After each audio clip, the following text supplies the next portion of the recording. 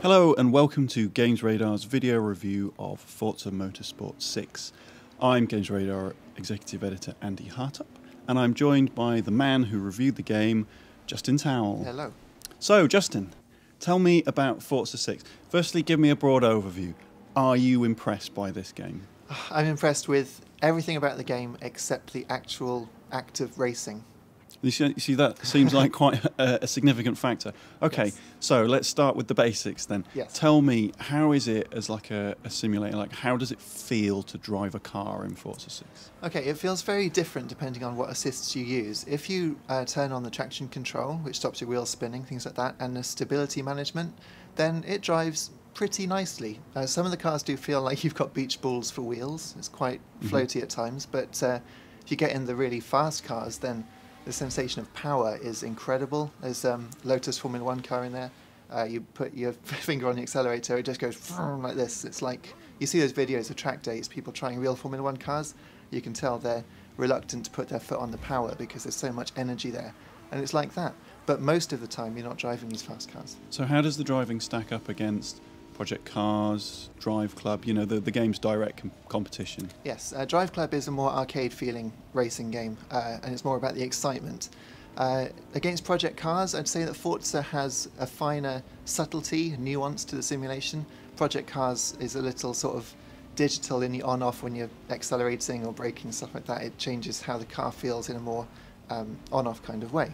So Forza feels smoother. It's a very smooth sensation of movement, which is nice. It's very pretty as well. Okay, so that's the driving, but the racing, the actual Yes. racing is a very, very different thing to driving. So how is the racing? Did you feel satisfied by it? I had one really great race in the whole week that I've had the game. One really great race. One great race Yes, in a week. Yes, two That other doesn't races. seem particularly a good use of time to me. No, absolutely. The problem is the driver tar system. This is cloud-based. The idea is it's simulating people who've played other Forza games. Yeah, I see people who I know haven't played Forza 6 because the game's not out yet, but their driver tars are going around the tracks. And one of my friends, Riddle Extreme, his driver tar just drives off into the distance, like a mile away. He just zooms around the track, and there's no way of catching him. I don't know what's broken, but he's not the only driver tar that does that. And you find a lot of the pack is bunched up a little way behind you, and then there's one or maybe two cars way out ahead that you simply can't catch. Now try different difficulties. The difficulty simulations, you can change the driver tar's difficulties, and it just doesn't balance the game. Sometimes you set it to expert and you can win. Sometimes you set it to amateur, and again they just zoom off into the distance, and there's no racing to be had. I've had one race where I raced against one car, and it was fun. So is Forza 6 designed to be like a solo experience, like a proper career progression thing, or is it meant to be more of an online thing? So could that explain why the AI is so bad? I'm not trying to make excuses for it, but... No. Well, there's both. I mean, the career mode is huge. There are 5 different volumes, they're called. Each volume has different events, and you can select 3 from the 6 on offer as you first go through. Obviously, it starts with the slow cars, which is a shame. The start of the career is beautifully directed. You know, it really settles you into the game. It explains everything. It drip feeds you the new content, drip feeds you the assists. So it makes sure that everyone can play the game. So that's great.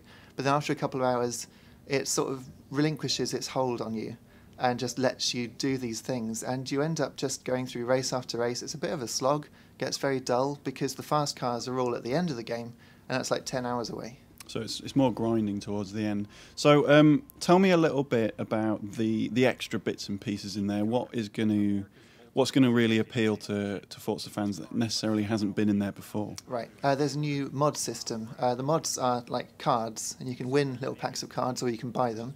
And there's different things that they do. So crew cards give you the ability to have extra perks on your car. So for instance, you could have reduced weight, or you could have increased grip, sometimes on a certain track, which is really nice. Other cards, like dare cards, which give you a single use in return for some credits if you do well, if you hit the objective.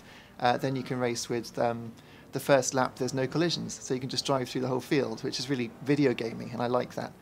And other ones, it restricts you to helmet cam or turns off the assists.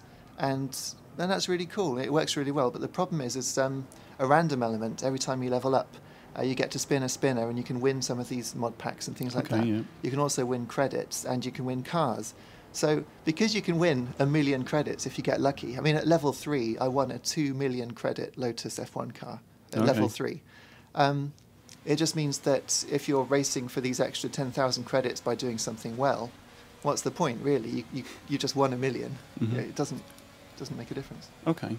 So say that I'm someone who is quite into racing, and would you recommend Forza 6 over something like Horizon 2, which is the other game on Xbox? I would say Horizon 2 is more immediately accessible and is more fun. You know, driving through fields, flattening stuff. That's fun. It's exciting. I wouldn't recommend Forza over. It's different. It's difficult because Project Cars, for instance, does very much the same things. Forza has now introduced wet weather racing, which looks sensational, but it doesn't look as good as Drive Club's wet racing. Although Forza does do it at 60 frames a second and Drive Club does 30. And Forza never drops a frame. So the whole aspect of how it looks is wonderful. The photo mode's fantastic. It's a really nice package. It's so beautifully made. Great showcase for Xbox. But in terms of actually playing it, I can't recommend it. Oh, well, okay. Seems like a bit of a shame. What have you scored the game, Justin? I've scored it 3 stars out of 5. Great. Well, thanks for watching. As ever, tune in for more videos and more video reviews on Games Radar's YouTube channel, and hit us up on GamesRadar.com.